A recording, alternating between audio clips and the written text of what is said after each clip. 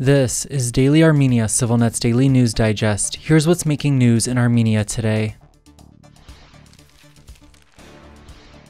European Union countries have approved the bloc's first ever military aid package to Armenia and agreed to launch visa liberalization talks with the country in separate decisions today that Armenia's top diplomat hailed as historic. The EU will disperse nearly $11 million from a program that provides military assistance to non-member countries to boost the Armenian army's logistical capabilities and enhance efforts to make it more interoperable with other countries' militaries, the European Council said in a press release today. Security is an increasingly important element of our bilateral relations with Armenia. This European Peace Facility measure will further contribute to the resilience of the country, European Council President Charles Michel was quoted as saying. Separately, the European Council agreed to allow the European Commission, the EU's main executive body, to launch visa liberalization talks with Armenia. The process of lifting visa requirements for Armenian citizens looking to make short trips to Europe is expected to take years. Ararat Mirzoyan, Armenia's foreign minister, quickly welcomed the news in a post on the social platform X, calling it historic and a very important milestone in Yerevan's relations with Brussels. For his part, Defense Minister Suren Papikyan said the move proves the mutual trust and shared interests between Armenia and the EU.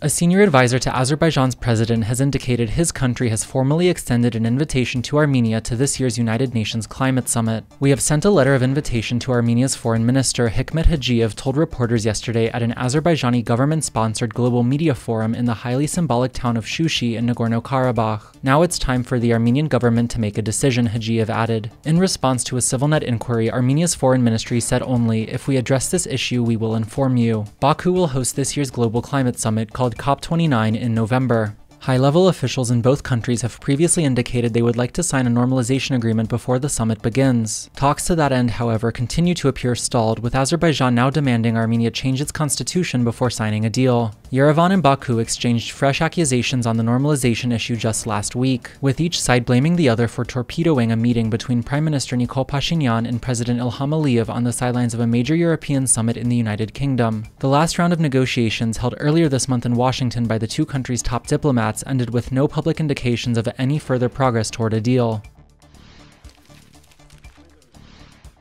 Russia's Food Safety Agency has banned more than a dozen Armenian companies from exporting fresh fruits and vegetables to the country, citing excessive pesticide levels, in a move that has raised fears of severe consequences for Armenia's agricultural sector, which employs tens of thousands of people and remains highly dependent on Russia. In a letter dated to July 4th that became public last Friday, Roselkhoznadzor told Armenia's Food Safety Inspectorate it had detected pesticides in Armenian apples and tomatoes, and would temporarily ban 16 unspecified Armenian companies from exporting to Russia. For its part, Armenia's Food Safety Inspectorate confirmed in a statement last Friday it was already in talks with Russia on the matter, saying all efforts are being made to resolve the situation. Official figures show Armenia exported fresh fruits and vegetables worth $182.5 million abroad last year, with the vast majority of those exports destined for Russia. The exact market share of the 16 exporters targeted was not immediately clear. The ban comes as relations between Armenia and Russia, its traditional security guarantor and main economic partner, continue to fray, with anger and frustration mounting in Yerevan over what is seen as Moscow's unwillingness or inability to come to Armenia's defense in line with its treaty obligations. Roselkhoznadzor has long stood accused of restricting trade as a means of political retaliation, including against Yerevan. Most recently, the agency raised fears of a potentially devastating trade war when some 1,700 Armenian trucks piled up at the Georgia-Russia border last November, after Roselkhoznadzor said it had found harmful pests in Armenian agricultural products. That issue was resolved after Armenia called an emergency meeting of the Eurasian Economic Union, a Moscow-led trade bloc.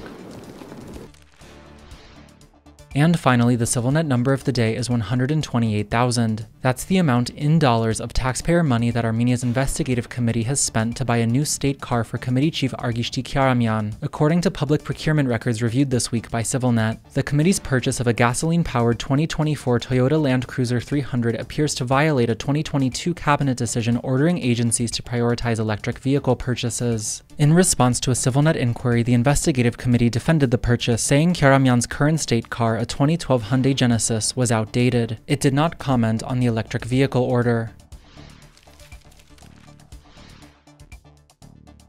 And as always, please follow CivilNet for the latest news and independent reporting from our contributors on the ground here in Armenia.